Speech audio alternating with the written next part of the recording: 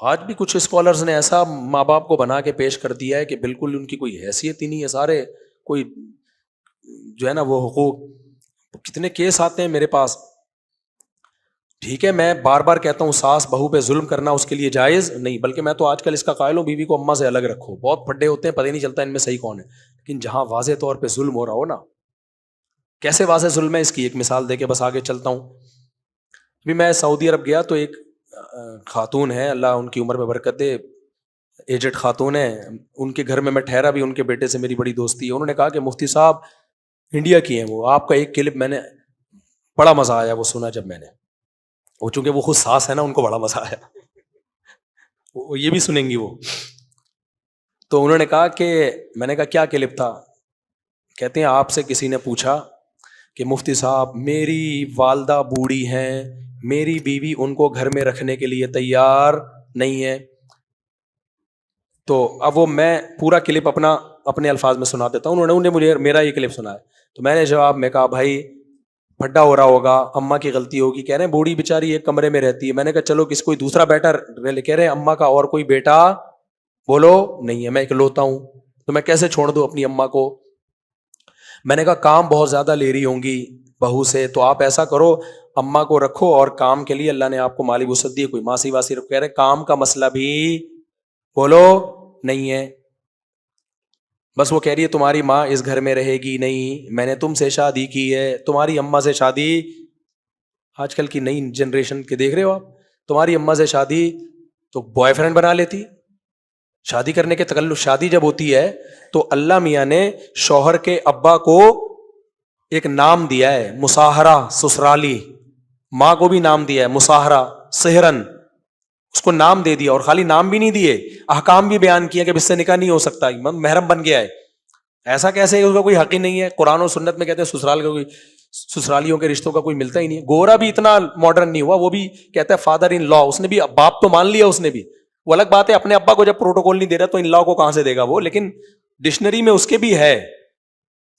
اور ہمارے بعض اسکالر کہہ رہے ہیں ساس سسر کا کوئی حق اسلام میں ہے ہی نہیں, حالانکہ ہے. حدیث میں آتا ہے تمہاری ماں اگر حکم دے نا, باپ حکم دے بیوی چھوڑ دو تو چھوڑ دو اس کو, اگرچہ اس حدیث میں ڈیٹیل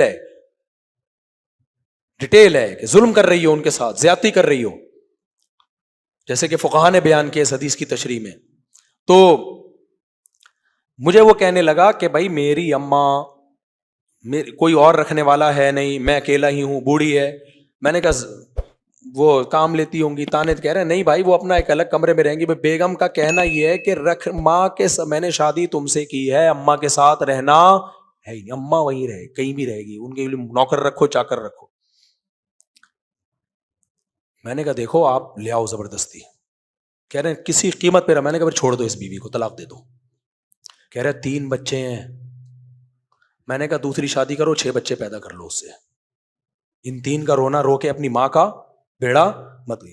کیونکہ بعض شرارتی, میں بار بار کہتا ہوں ساری عورتیں ایسی نہیں ہوتی بھائی, اور بہت سے مرد بھی بڑے ظالم ہوتے ہیں. ابھی تو میں ایک طرف کے کیس سنا رہا ہوں, لیکن بچوں کی وجہ سے بعض شرارتی عورتیں نا مرد کی کمزوری سمجھ کے بلیک میل کرنا شروع کر دیتی ہیں. ان کو پتا ہے بچے چھوڑ کے کہاں. میں نے کہا کل تیرے یہی بچے تیرے ساتھ یہ سلوک کریں تو تو کہے گا ان کمبختوں کو میں نے پیدا کیا. اور میں نے کہا ہوگا تیرے ساتھ بھی یہی. یہ تو میں بتا دوں, یہ 3 بچے تیرے لیے ویسے ہی عذاب جان بنیں گے جن کی ماں یہ تربیت کر رہی ہے.